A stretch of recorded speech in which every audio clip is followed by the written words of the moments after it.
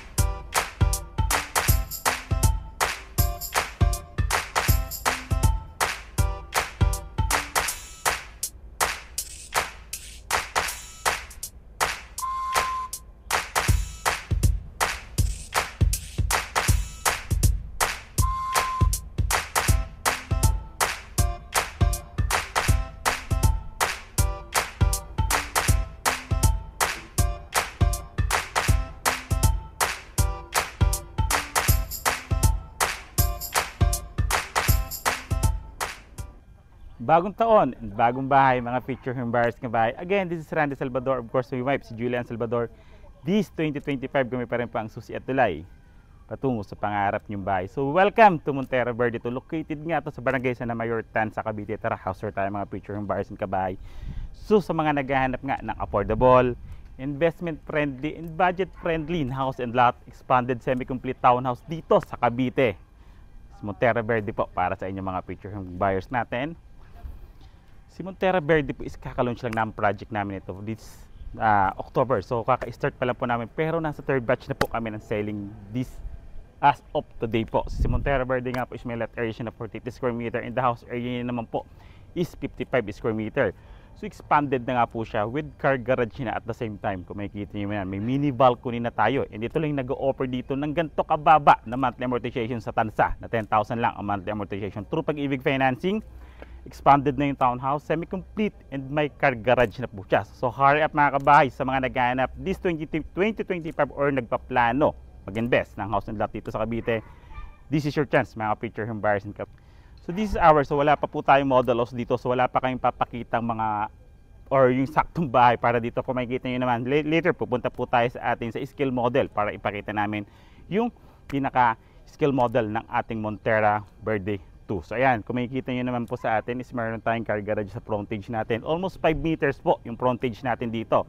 So kasyang-kasya yung mga SUVs, mga MPVs, si down type natin ng sasakyan.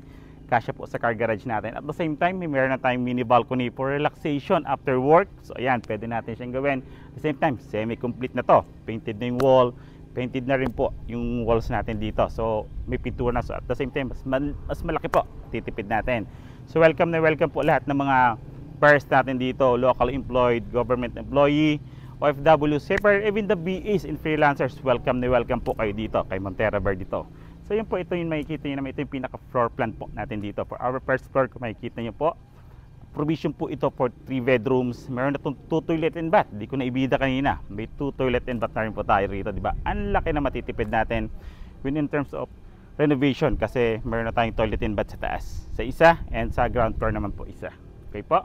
So house specification naman natin, kung makikita nyo, ito po siya. So ilalagay ko rin po siya sa screen later para mas makita natin yung house specs ng model natin dito sa Montera Verde.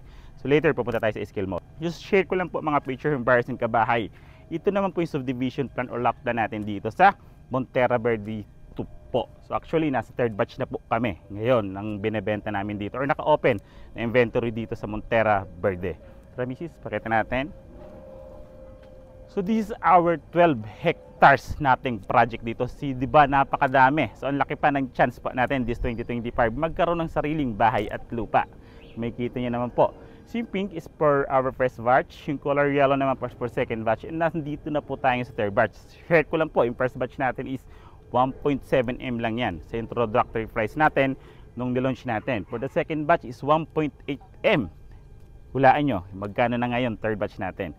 So 1.9M na tayo ngayon. So ang bilis po magtaas ng ating price dito sa anong mga ng value ng bahay at lupa natin dito sa Cavite. Every opening, lalo especially pag papalapit sa gate, is mas lalo pong tumataas yung price. So yun mga future buyers, so kita naman natin sa drone shot natin, kung makikita nyo, yun yung 12 hectares na project natin yung nasa drone shot natin.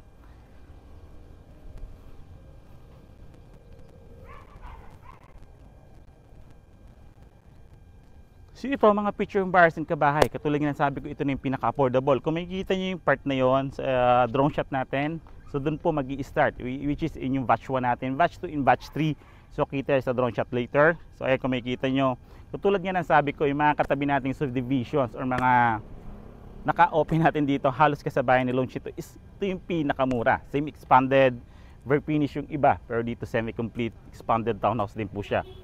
2 toilet and bath na rin, napakamura, 10,000 monthly amortization through Pag-ibig Financing. Harap mga future home buyers and kabahay. So yan mga future home buyers and kabahay, so nakita na nga natin si Montera Verde from subdivision plan, drone shop natin, of course, din yung pinaka-skill model natin.